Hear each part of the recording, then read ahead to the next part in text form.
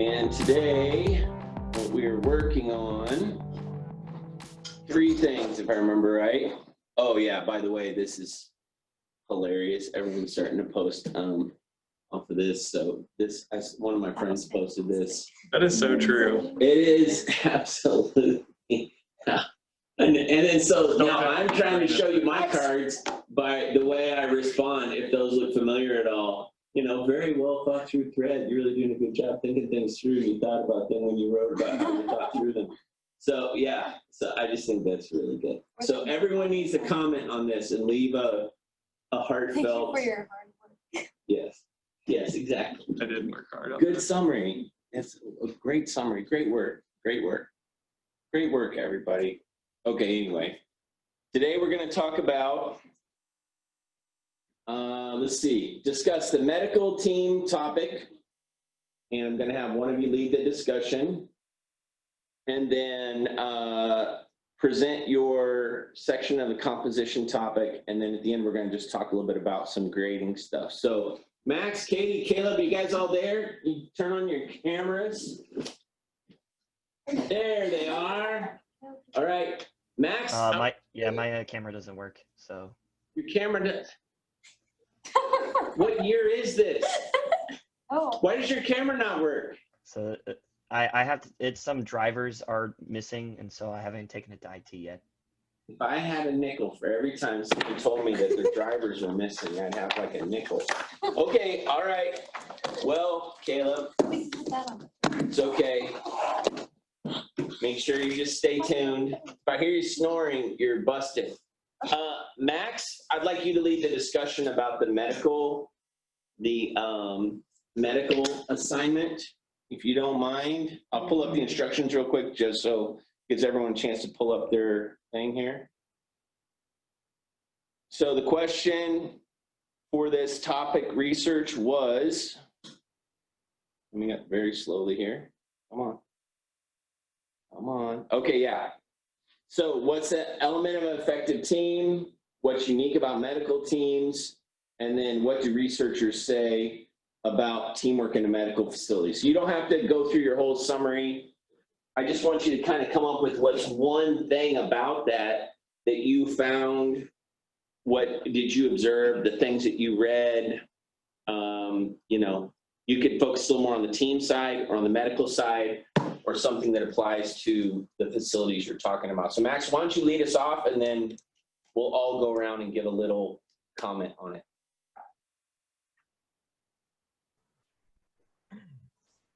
Okay, sorry, just pulling this up here.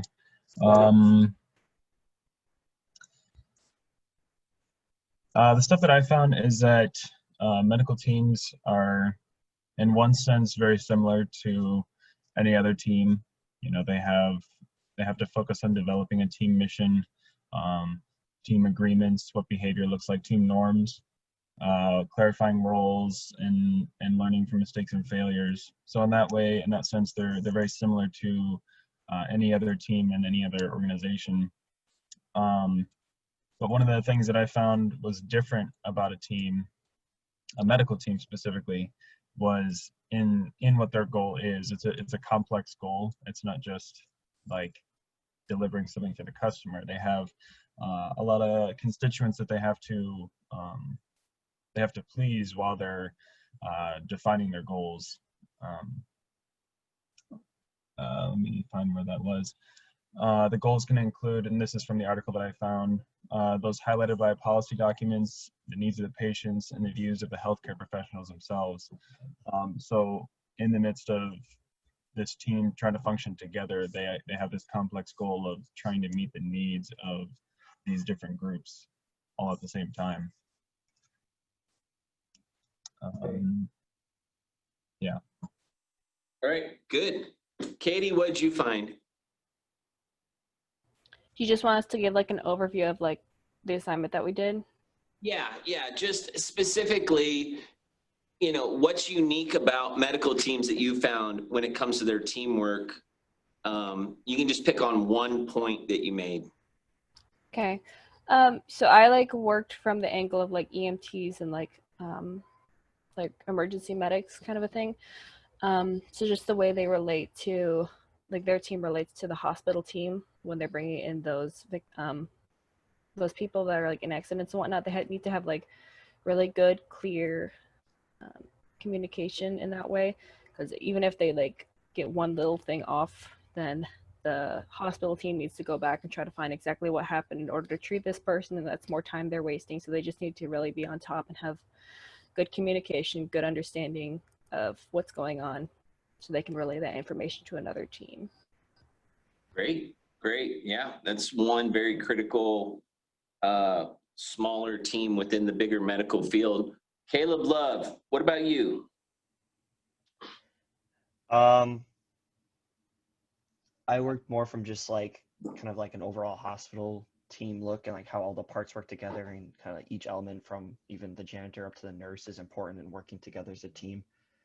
One of my articles looking back through talked about how important aspects of a teamwork is medical professions include information sharing, inquiry, assertion, attention sharing, and just like kind of a bunch of different pieces. And a lot of the articles I read in discussed having a lot of times for team meetings where teams come together to discuss kind of what's going well or what's not going well, and to kind of work a lot off of what's the word I'm looking for, like change and taking in data and what they're learning from what they're doing.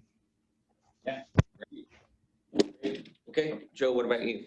For mine, I thought it was interesting how I kind of looked at the regular hospital, but thought it was interesting how doctors always have to ask like the nurse before, like when the nurse goes over everything about the patient to the doctor, even though the doctor probably knows more than the nurse. It's just like they work together in a way that both of them, both their input is valued and everybody in the team's input is valued. So the doctor has to ask the nurse what her opinion is, or his or her opinion is on the care, what they need to do to care for the patient. And also looked at like, there's so many different moving parts of a team, like the physician, the nurse, pharmacist, physical therapist. There's so many different things that nobody can know everything. So everybody's opinion has to be valued equally, and everybody has to be able to input things so that patients can get the best care. Great, great. Alyssa. So I actually haven't finished mine yet, but That's fair. something that I've like just observed from like my brother's had a lot of medical issues, so we've kind of grown up with him going to surgeries and stuff like that. This is the brother that likes waffles. No, Oh. he doesn't eat waffles. Sorry, you made waffles during class one time. Yeah, this is my other brother. Oh, okay. Yeah. Got it. But yeah, something that I've just kind of observed from like the teams at our hospital that we go to, that kind of grown up knowing them. They just have a really solid team of doctors and nurses that are trained like in specific areas. So they each have like a specific assignment or something. So like with his surgeries, he doesn't just have like a doctor, there's like a specialist that comes in, and then within that specialist and that team, there's like other specialists that come in to help with that surgery. So it's not like you just have a bunch of doctors coming in and just doing their own thing. They all have specific roles that they're assigned, and then they all kind of come together to do the surgery, pre-ops and all that kind of stuff. Would that be, one of you had, or maybe two of you had, for last week's assignment, you had teams that were yeah, it's reciprocal interdependence, right? So that would be an example of that. You got basically separate teams that still have to coordinate with each other, and they can't really do their job without each other, but they do have to be able to totally function on their own as well. So that's a good example. Emmy. I found an article that had 6 different qualities of effective medical teams, but 2 of them that really stood out to me is, one of them was mutual respect, just the importance of respecting no matter who's on the staff, because like whether or not you're a doctor or you're just someone that's like, you know, cleaning up the room after surgery, or like just even cleaning the hospital or the medical center in general, you still have to have respect for them, because like it makes the atmosphere more welcoming for the patients when they, because like people can sense tension, whether or not you make it obvious to them or not. So it just makes it more of a calm atmosphere for people to work in and for people to come, like for patients to come to. And another one is an optimistic can-do attitude. The article stated that bad moods are more contagious than good moods, which is so true, because like you could be in a super good mood, and then one person says a comment about how like something is bad or something's not working out the right way, and it kind of like ruins your attitude. So those like bad moods are way more contagious. So when you, especially as a leader, specifically when you approach a situation with a positive attitude, whether or not there's like a positive outlook or not, but if you approach it as like a learning experience rather than an inconvenience, then it helps motivate the team to do better and to approach that situation in a way that is positive rather than. Great. Christy, you're still working on yours? No, I Oh, didn't. you have it? Okay, all right. Okay, the kind of team I researched, they need the like best training, so that is one of the most important things in that kind of team. But also the feedback from their patients and the families that they're working with is also critical to them being effective in their field. And yeah, making sure they have the proper training and discretion and all that kind of stuff. Yeah, interesting. Caleb? So I focused on kind of like Katie, the EMT side of it, and just the articles I was reading is kind of the pyramid process, where the dispatcher makes the call and then the EMT goes out and then they bring them in for treatment, and it's a pyramid process. And really looked at the diversity of skills in that team is one of the most valuable, and that will save lives. So that's kind of what I focused on or found most intriguing. Was it's important to have people that have different sets of skills, because if everybody has the exact same experience and they hit a wall and say, okay, this is happening with our patient, now what? Well, Joe Blow could step in and say, hey, yeah, I've seen this before, this is what we need to do. And that was really the emphasis of that article, was having those life-saving skills that if everybody's exactly the same, then the team will hit walls and it won't allow them to adapt. And then also with personal experience, to kind of tag off what Emmy said, the energy and the attitude can be really, really toxic really, really fast. So it's important to have that positive mindset in those team settings, because you're dealing under high stress and high pressure. And so it's really hard to keep a positive attitude in those circumstances. Good. Well, all good feedback. How many of you have a parent or sibling that's involved, that works in the medical field? What's your connection? My sister's a nurse. I think it's probably accountable. Is that in a hospital or a clinic? Yeah, I believe it's awesome. Does she have a specialty or? She's just working in the med surg. Okay. Yeah, yep, they're the ones, every time you come out of surgery, they're the ones that take care of you until you get released, so, yeah. And my aunt and all my cousins are ER nurses over in Ames. My wife is a CNA Your wife is the same, where does she work at? on with life. Oh, the yeah. Brain injury rehab. Yes, down in South Ankeny, right? Yeah. Yeah, any of you guys, Max, what's your guys' connection? Katie? My mom. Max, sorry, Max. My mom is a nurse case manager. Great, and Katie, what about you? My sister is an EMT, and then right now she's in National Guard, so she's a medic down in Africa doing like COVID testing and stuff. Wow, okay. Well, as we've all had experience with medical, and some of us, have family members that are involved in this as a job. If you were to talk to most people, you would find out that nurses really run medical facilities. So doctors have additional training, and they're the ones that get $200,000 in debt, and they are the ones who make final decisions on a lot of stuff. But really, they could never do it without nurses, who have to do 95% of the heavy lifting, right? And then the doctor comes in and does his thing or her thing. But they're interdependent. They cannot operate separate from each other. You have this third area that's kind of in between physician's assistants that are doctors, but they're kind of more like nurses. Like, they can do what doctors do, but they're really they're somewhere in between a doctor and a nurse, and they get, depending on where you're at, they have authority to do certain things and stuff. So the reason I brought it up is because medical teams, when they run well, can literally be the most refreshing at a most critical time, the best possible team to be around. When they do poorly, people die. So, you know, if the team at Chick-fil-A has a bad day, they might throw out some nuggets. They might get a 4-star review on Google.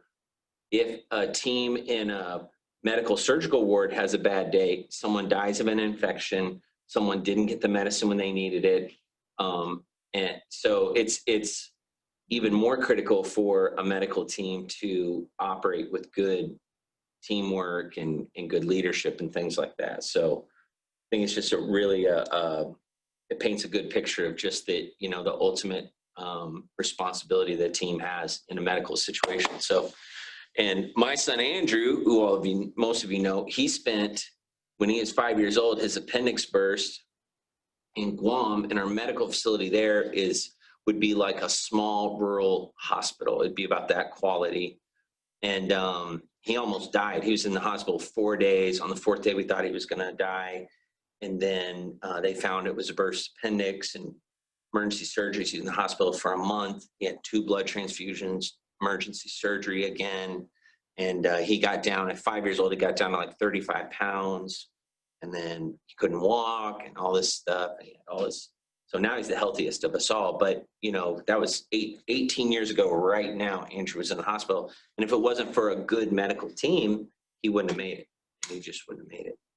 And so really grateful for when a good medical team comes together. So, and it takes all those qualities of leadership we talked about in all the other classes as well. So, okay, all right. So we talked about that. Now we have our kind of chapter review. What we had, each of you had your assignment. Let's go back to here so I can remind myself of each person's.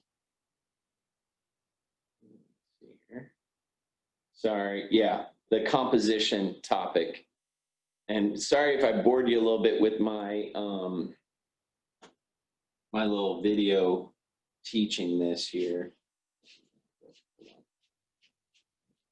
Oh, it's down here. Let me pull up the book just so we can have the chapter in front of us. Right here.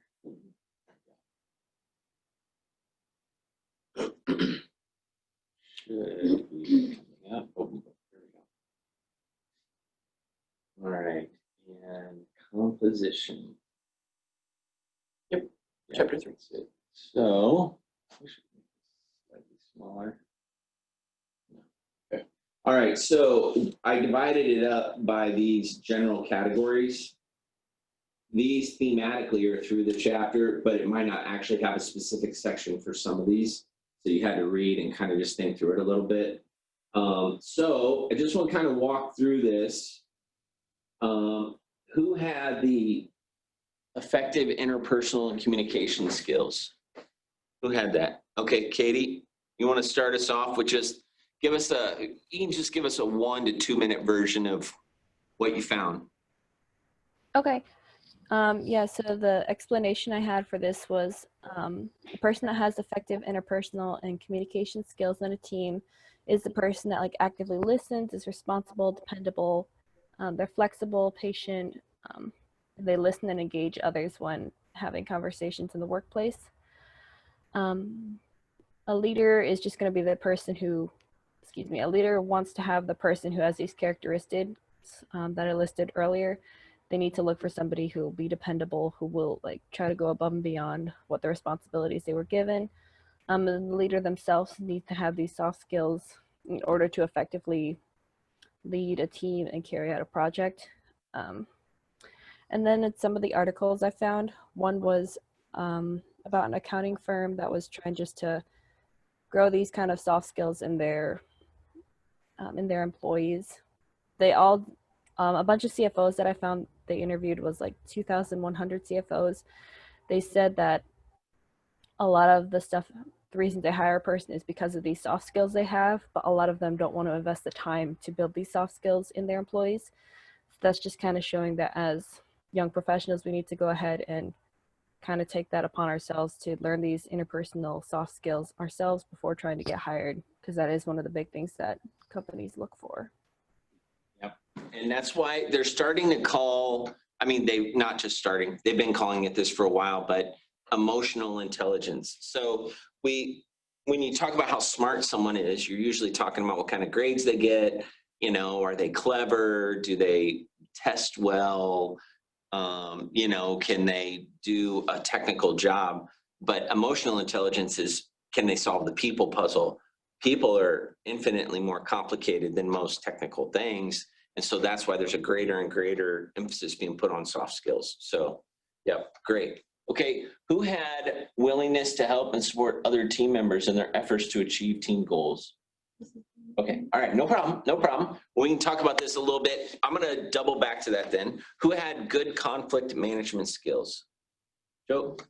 So there's a lot of different, in the book they listed a lot of different ways you can deal with conflict, but one of the main ones that stuck out to me was just making sure you go and talk to the people and address the situation, and talk to both sides of whatever conflict it is, and try to get to know the people and how they view the problem before you just like join a side or like make a decision.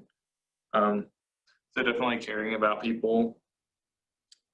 And there's other ways you can do it, like you can give them more responsibility. It's also said that that was like one of the best ways to get people to be more motivated to get involved in the team and the goal, and have less conflict. If they have a bigger role and a bigger responsibility, they'll be less likely to cause problems. Yeah. All right. Well, so every possible organization, every possible team is going to have conflict. Doesn't matter if everyone's a Christian, doesn't matter if it's ministry, doesn't matter if it's, you know, any industry, you're going to have conflict. If you can leverage conflict management skills, you're going to be a greater value to any team. You know, you could be the least qualified, least skilled person on the team and be one of the greatest valued team members because you have this ability. So this is something to really develop. And then the other thing in my little video, when I was talking about kind of in the job interview process, what do you do? This is one of those things that if there's a way to let a potential employer know that you know how to solve people problems, that's going to really impress, or at least, you know, generate some curiosity in a potential employer if you are good at solving people problems. The only issue is it's kind of hard. Well, how do you bring that up? You say, oh, by the way, ask me about my problem, my people conflict skills. You know, they might think you're a little weird. So you got to somehow figure out how to get that in there. But it is a very, very valuable thing for leaders to have. So who had ability to adapt to new situations? Oh, we had to wait. Did we have someone else on conflict management? No. I was on it as well. Oh, you are? Caleb, go ahead, and then we'll get to these next two. So I had a lot of the same stuff as Joe, and kind of talk about like different ways of like helping a conflict is like giving someone more responsibility. A lot of the stuff I found though was kind of addressing like kind of bigger conflicts, specifically ones in like Africa or in Tanzania, and kind of like taking those bigger conflicts and applying it down to smaller things. And a lot of peacekeeping organizations and people who deal with big conflicts talk about is like the ability that you can train people to deal with conflict, but also a big part of dealing with conflict is negotiation and just learning how to talk to people. And it's just people skills and kind of figuring out what they need, what they want, what they expect, and dealing with it as it comes up. Great. Okay, good. Excellent. Okay, so who had the ability to adapt? All right, Alyssa.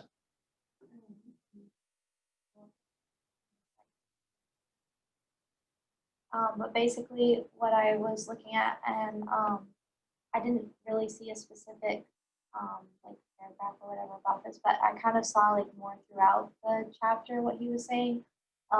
Just the necessity to be flexible and like how you're like if conflicts come up and stuff like that, just being able to be flexible and kind of go with the flow and not get completely stressed out and freaking out at other people. Just be able to change plans right away and be okay with it and be okay with things not going the way that you want necessarily. And then a couple of the articles that I looked at, one of the ones, it was saying that like managers, because of COVID, it's kind of brought about this realization that managers and leaders really want to hire people that are adaptable to things because they want people that are more entrepreneurship minded. So because of that, they need people that are going to be willing to adapt pretty easily, especially with everything going on with COVID this year. It's made people realize that you need people when crisis comes up to be able to be flexible and just change things at a moment's notice and even maybe look at things from like a different perspective than you would have thought. Yeah, it's great. Like today illustration, I mean, we're having to adapt even to how we're going to do our class next week. So Caleb, what did you find on that adaptability? So my statement would be the ability to adapt to new situations is important because it helps the team learn skills, it helps the team member acquire them on the fly, and prevents the team from hitting walls. And what I mean by hitting walls is I give an example of a gentleman that works for my dad, and I've seen this, and I've seen the frustration of it. He's worked in the same department for 25, 30 years. He has a specific way of doing things, and he likes to do it his way. Now, when my dad came in, he kind of renovated the department, changed things up, and he's still having to say, okay, that's the way we did it, but that's not how we want to do it because this way is faster and more efficient. So that's an ongoing struggle, even though, he's been the manager now for 3 or 4 years. So that was an example that immediately came to mind. Is like how much of a struggle that can be for a manager to be like, I can't get this guy to learn a new way because he's been doing it. He's stuck in a track, stuck in a rut. But I also found an article that touched on managers and taking care of their workforce as far as like HR teams and understanding all the health and guideline stuff and how they're adapting to that in the departments. And then I found another article that kind of laid out 3 or 4 really good examples of somebody that is flexible and adaptable. And the receptiveness and creativity, I would say, are probably the 2 that I would agree with. And the 4th one literally hits Uncle Phil like right on the head, the modification of behavior. So you have to be able to, when somebody asks you to change something, especially in your employer, your first reaction should be yes, not no. And so to me, what I gathered from it is kind of the mindset that you have to be willing to change for the better. So Yep. Some people they'll stay in that mindset, this way I've always been doing it. I'm going to stick with it because it works. Well, it works, but we can be doing it better. Yep. So that was the main gist. Well, in today's world, there's so many situations that you could call change or die type situations. You're either going to adapt or you're going to go extinct. So you could say, hey, I'm just going to do this exactly the way, this is the way my, previous supervisor did it. And this is how I was trained. And this is what I'm going to do. You can, but with a lack of adaptation, you might just become extinct because if you don't adapt to the environment and the new variables, I mean, right now we're seeing this. So my mother-in-law and her sister, my aunt-in-law, both work for Citibank. When the pandemic hit and they were required to send people home, my mother-in-law is a cancer survivor. Her sister is not. They live together. They sent both of them home. Citibank adapted very well. For being a big company, they adapted very well. First off, they furloughed them both with pay. My aunt, they sent her home with her laptop. They gave her $1,500, said, upgrade your home workspace however you want, spend this money however you want, make your workspace better, and to upgrade your internet speed to like 1 gig, whatever. so that you can do work from home, and we'll still pay you. You just clock in, you have your team meetings via Zoom. And so she started working from home and got the extra money, and they ended up fixing up the office. Well, she lives with my mother-in-law. Well, they share the web speed and stuff. My mother-in-law, because she was a cancer survivor, what they did with her, they had a policy, if you were a high-risk person, they were going to give you at least 6 weeks of paid furlough. So my mother-in-law and aunt-in-law lived together. My mother-in-law didn't have to work for 6 weeks, still received her full paycheck. My aunt-in-law had to work like a dog from home and adapt. But they eventually both had to adapt, and they're both working from home now. But I was just impressed that they were able to adapt personally at their age and stage of life. You know, it's a big pain to switch up things like that. And then as a company to be able to adapt. But that's the kind of people you want to put on your team. There might be a few exceptions, okay? So does this mean that there's no place in the working world for people that have a hard time with change? No. So we're talking about an ideal, right? So it's easy for us to talk around this table on Zoom about, you know, the ideal person, and that, but we all know that not everyone is great with change. Some people, God made their personality to where change is really, really hard for them. Doesn't mean they're less quality person or that they're not as good of a worker. It just means they're just wired different. Sometimes personalities just, some of them just don't. Me, I'm hyper flexible, but I hate doing detail work, and I hate thinking about little fine points of stuff. I like thinking big pictures, and I like taping stuff to my wall. Other people, they want to read the book and they want to have the outline. It's just different personalities. So although we're talking about ideals with a few of these points, I think conflict resolution, that's universal. Adaptability, I think everyone needs to be adaptable. With some people too, like let's say you worked on a road crew team, and your job was to run the pavement machine. Well, there's only one way to drive that pavement machine, and you have to do it exactly that way. So adaptability might not be that big of an issue. However, you do need to be adaptable if they said, hey, we got to move to night shift because of, you know, traffic, or we just upgraded the equipment. And you got to learn how to drive on the left side machine instead of the right side machine. Okay, so there is adaptability there. So everyone eventually has to adapt to something, but yeah. So I know the book gave that example of the skills with no motivation and no skills with motivation. At what point as an employer, how long do you give somebody before you're just like, I need you to be more and to be adaptable? You're good at your job, but I'm trying to ask more of you, and I just can't get you there. Like, at what point do you say, hey man, like, we're gonna have to kick rocks because I just need somebody that can acquire those other skills? Great question. I don't know if there's any one silver bullet answer. However, I would say it probably is in direct proportion to how long you think it would take you to find someone that could do it and be what you want them to be.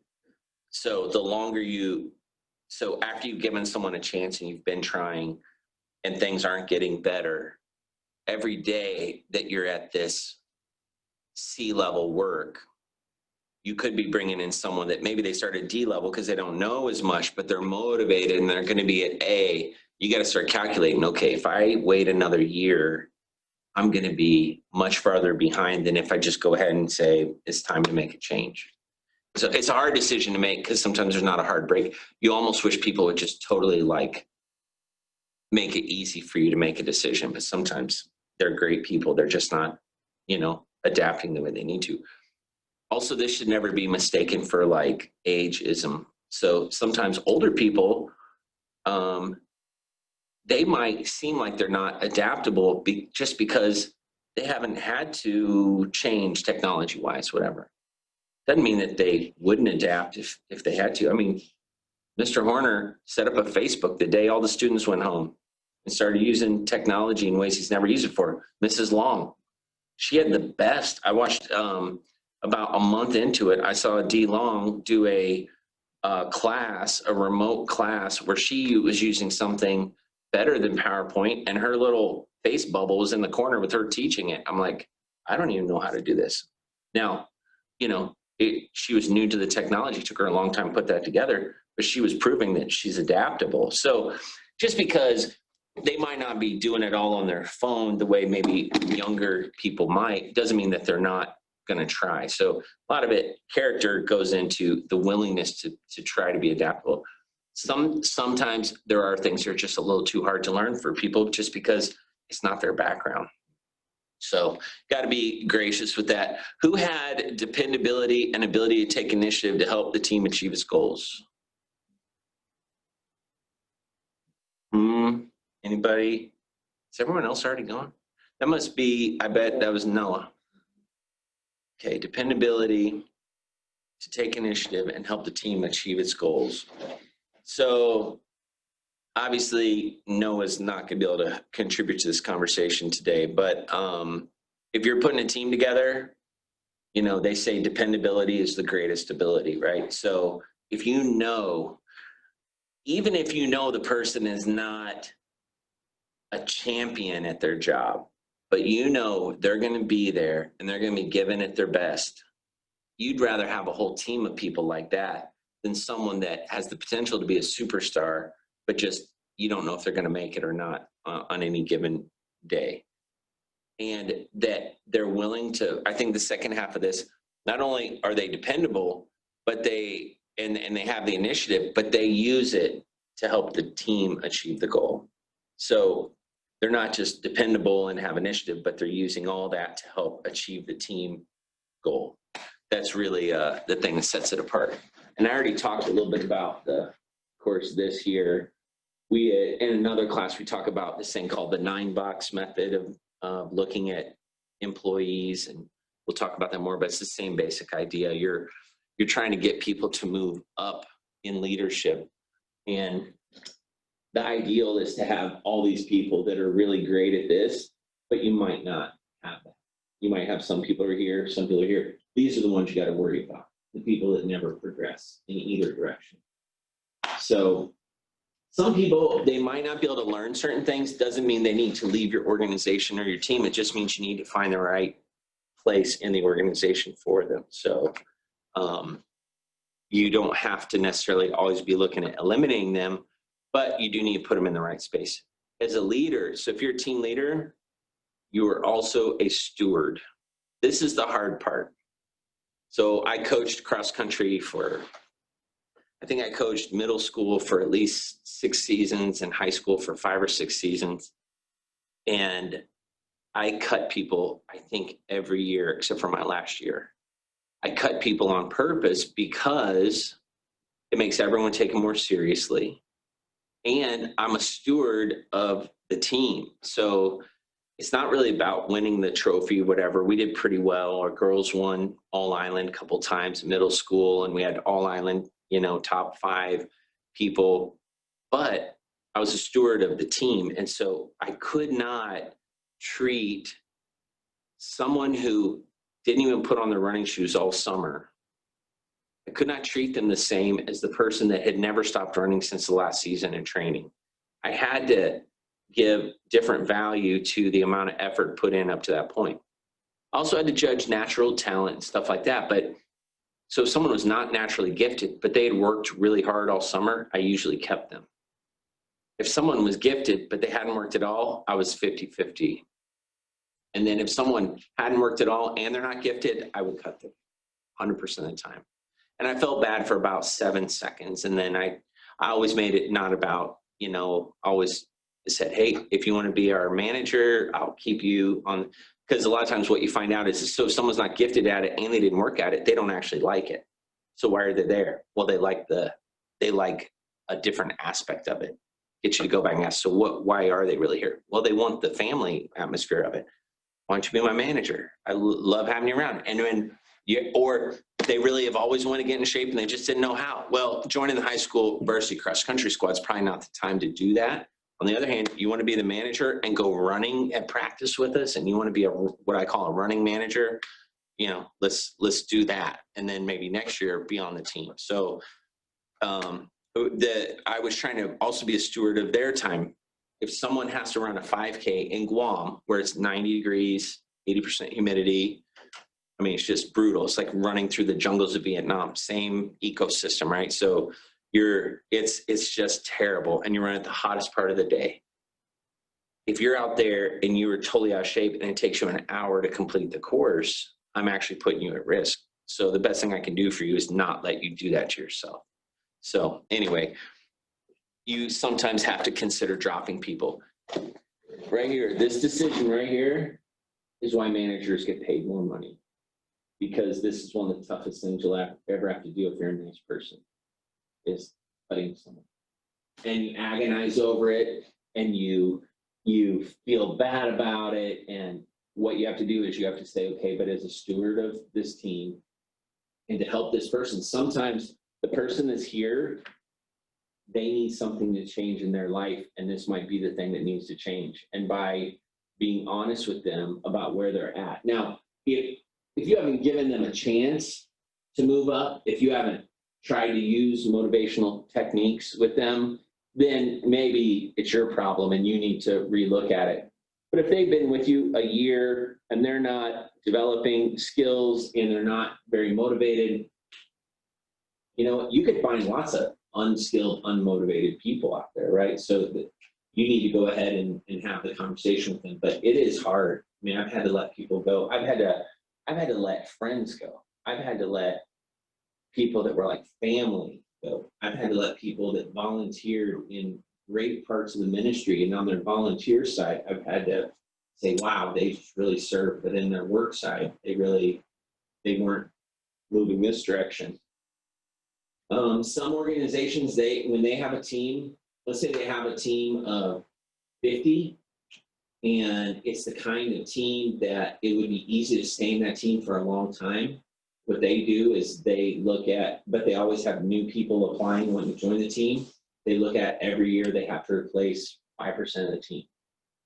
What that does is it now puts a real value on being on that team and keeping yourself on the team. So some of the things that they join the team and then they can stay there till they retire, now their motivation might wane unless they're just they have a lot of integrity. They might lose motivation. If they know that there's a process of always reevaluating and making sure that everyone's, trying hard, then they might, take that as a goal to stay on the team. Because sports is easy. As people age out, they have to work to keep their position. Some people, through injury or age, they end up aging out and leaving the team. And so it's easy every year. They have to reevaluate who's going to be on the team and who's not. But sometimes in ministries and businesses, it's really hard to get people to see it that way. Ministries, super, super hard. Because a lot of ministries, if they're larger, have a lot of family members working there.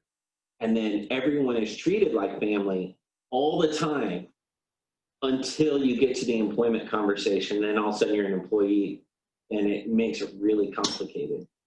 So the person that you just had Christmas Day with, you want to have that familial relationship, but then you have to sit down with them and say, okay, we need to do your performance evaluation. It's tricky. What's the alternative? Keep a big separation, don't become like family with them, and then it's all business.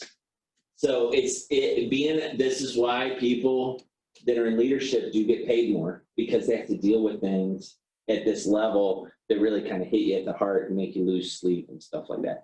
The best leaders I know lose sleep over some of the toughest decisions. But anyway, let's kind of finish up this conversation here. As teams are formed, team leaders should meet with potential team members before selection to ascertain their ability to contribute to the accomplishment of the team's goals, as well as their motivation to be part of the team.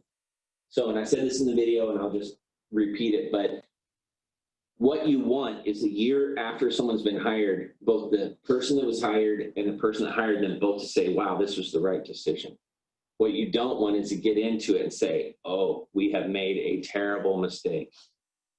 We hired someone at the organization I was previously with, and so we hired the person over a phone interview. Being overseas, we can't fly everyone out to interview them, so we hired this person. Nice person. great Facebook page, all the right credentials, glowing letter from their pastor. So we hired them. The person comes to our welcome to the team barbecue, and this is their testimony they shared. I was sitting on the plane and I told the person next to me that I think I might kill myself because I know I'm going to be so homesick. Well, maybe she's just saying things, you know, for drama. And then, did I say she was a she? Okay, she was a she. So then something else came up. Then it was kind of this manic behavior, and then other things.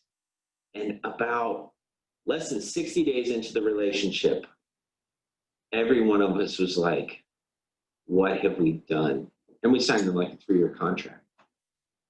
So it's not like you can just say, you know, sorry, and they move to, you know, they drive back home. I mean, they literally relocated their whole life to the other side of the planet to be part of our team.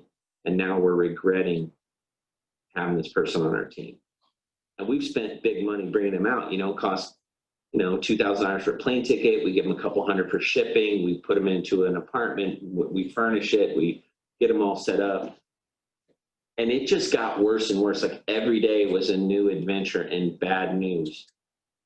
And so eventually we're like, we are looking for a way out of this relationship with integrity, right? So you can't just let someone go just because they're weird. You wish you could, but you can't. So the person was so homesick.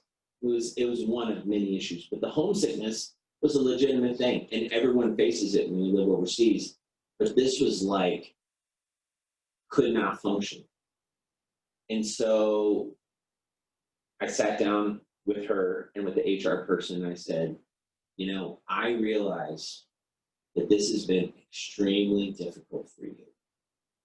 And one of the testimonies she shared during her homesickness was, she stood up in front of the church and said, you know, I've only been here 6 weeks, and I was thinking about taking my life because I was so homesick or whatever she said. She's like, but you know, even if it kills me, I'm not going to back out of my contract because I know I made a commitment. I'd be gone if I didn't have a contract, but because I have a contract, ding, ding, ding. Okay, let's eliminate that pressure. So I sat down with her and the HR person. I said, I know the homesickness is killing you. Heard your testimonies. I feel so bad. You know, sometimes the Lord brings people out here for all different reasons. And I wonder if the Lord brought you out here to learn some things about yourself, but not necessarily to be a long-term team member. And I know you signed a contract, but I want to let you know I won't hold you to your contract. If you want to go home, you know what? I'll even buy your ticket for you. I will, because I don't want you to be miserable. You know, the Lord, you've you know, done your part. You've helped us learn a lot about our organization while you're here. Why don't we just say, let's just tear up the contract. We'll buy you a ticket. We'll ship your stuff back for you. And we'll let you out of it. And you don't have to walk away with your head hanging low, because this is, sometimes the Lord brings people out here just to learn things about themselves. She's like, really? You would do that? Yes, we would. And she's like, can I think about it? I said, yeah, I'd like to know by tomorrow. Because the best thing would be if we got you on a plane next week before school starts. Because then you don't have to have this weird transition of like school starting, but you're not working. And I said, you don't have to feel bad about it at all. So the next day she came and said, I'll take you up on it. Oh, now I feel obligated to keep my contract. No, you don't. You don't have to worry about that at all. She took the ticket and she went back. We were all like, we waited until she was on the plane and we're like, whew. I mean, we were genuinely trying to help her out, but we were so relieved that we had a way out because she wasn't a good fit for the team. We made a mistake. We hired the wrong person. We actually were better off with nobody in that position. We actually got more work done. We realized some things about ourselves. We didn't need a person in that position. And we hired the wrong person.